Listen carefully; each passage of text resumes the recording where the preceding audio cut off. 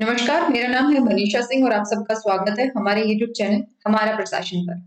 आज की इस वीडियो में हम बात करने वाले हैं लोक प्रशासन के एक सिद्धांत अभिप्रेरणा यानी मोटिवेशन के बारे में। यानी किसी संगठन के अंदर काम कर रहे कर्मचारियों को किस प्रकार से मोटिवेट किया जा सकता है उसके बारे में। वैसे मोटिवेशन का टॉपिक आजकल काफी ट्रेंड में भी है, बट नहीं, हमें उस हिसाब से नहीं मोटिवेट करना।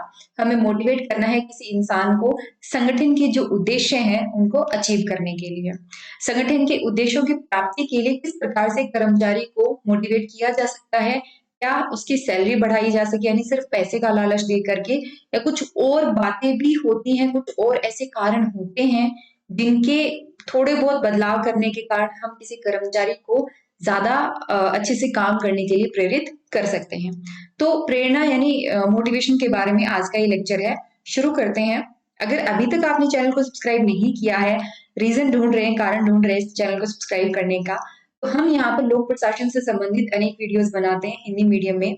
इंग्लिश मीडियम में अगर आपकी पढ़ने की इच्छा है तो बिल्कुल हमारा दूसरा चैनल है एडमिनिस्ट्रेटिव वर्ल्ड, उसको सब्सक्राइब कर लीजिएगा और लोक प्रशासन से संबंधित अनेक वीडियोज़, अनेक कंसेप्ट जो है आपको यहाँ पर मिल जाएँगे। देखिए, अभिप्रेरण या अभिप्रेरणा ये मनुष्य के व्यवहार अथवा गतिविधि को समझने, उसका अध्ययन करने तथा विश्लेषण करने में एक महत्वपूर्ण तत्व है। जब से हमने ये जाना है कि संगठन में सिर्फ उसकी संरचना ही नहीं, संगठन में काम करने वाले कर्मचारी भी किसी भी संगठन की उत्पादकता को बढ़ाने में, उत्पादन और उत्पादकता को बढ़ाने में महत्वपूर्ण कारक होते हैं।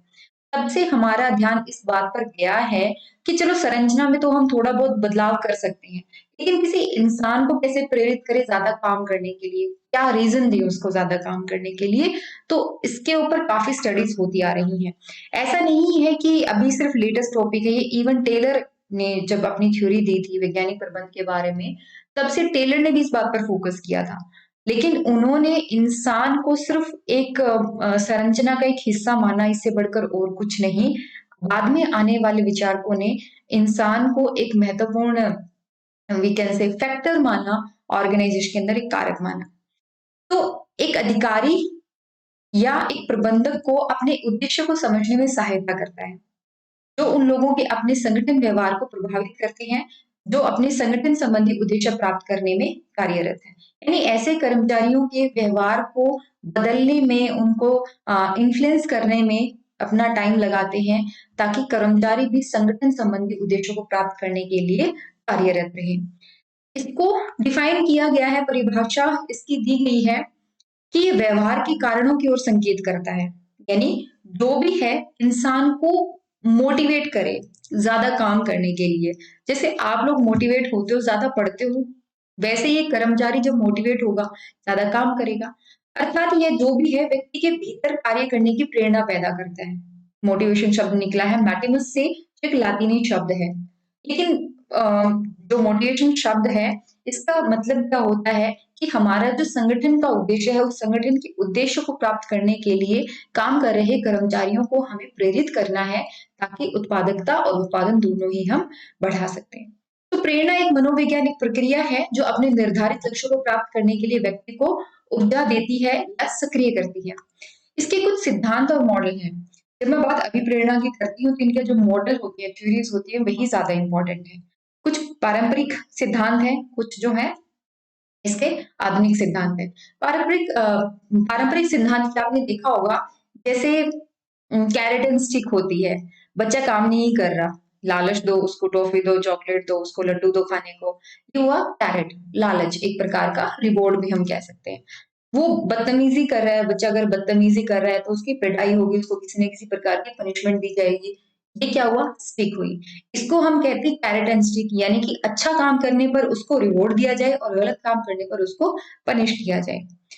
अब उसके बाद में कुछ नए सिद्धांत आए। जब हम अभिप्रेरणा की बात करते हैं तो दो प्रकार की श्रेणियां उभर करके आती हैं, अंतर्वस्तु और प्रक्रिया।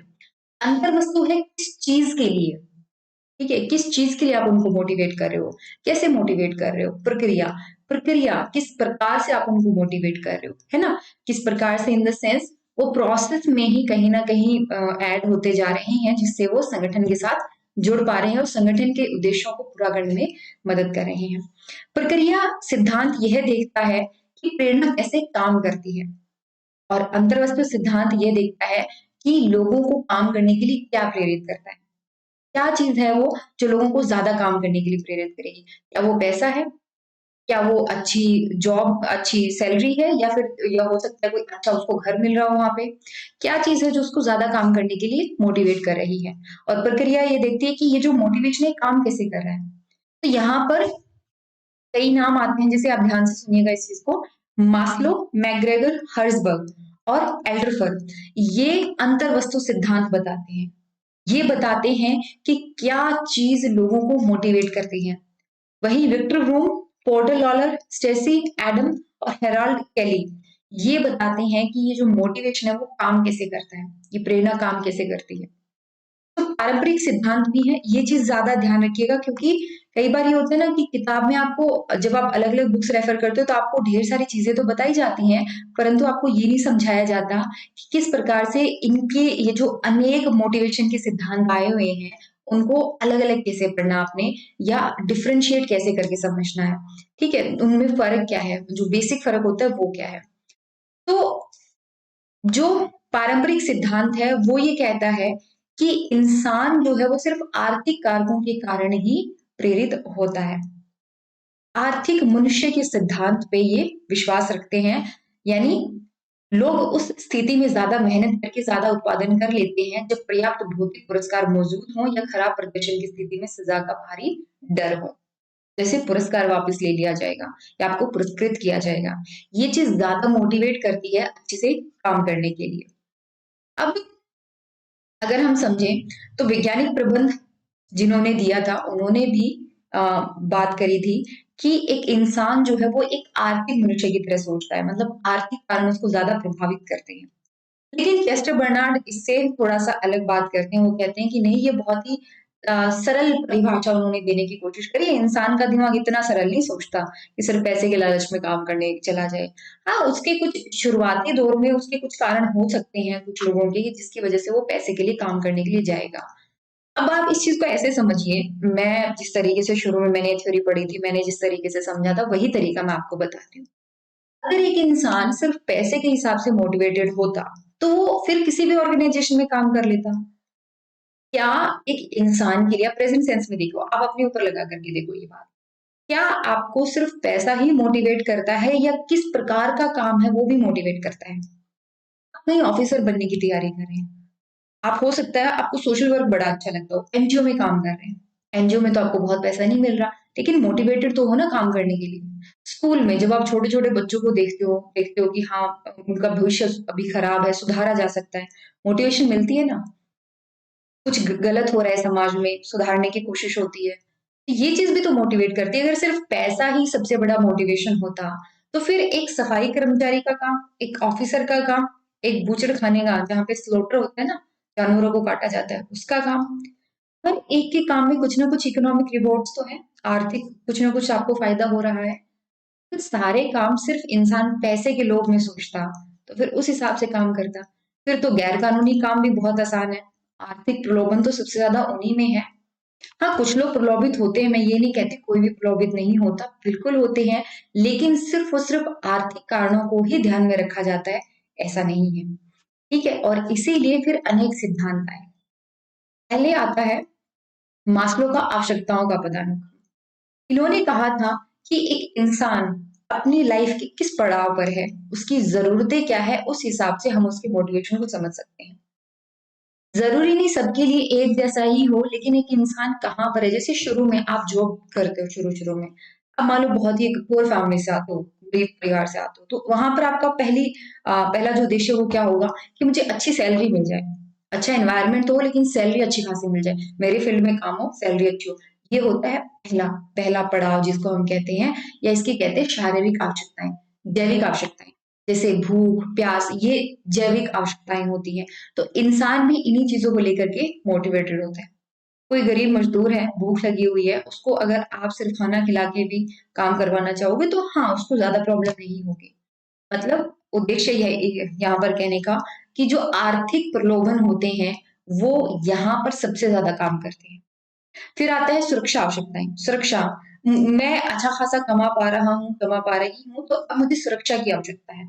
मुझे प्राकृतिक आपदाओं से बचना है, मुझे धमकियों खतरों से बचना है और मुझे इस समाज में जो है वो एक पहचान भी बनानी है।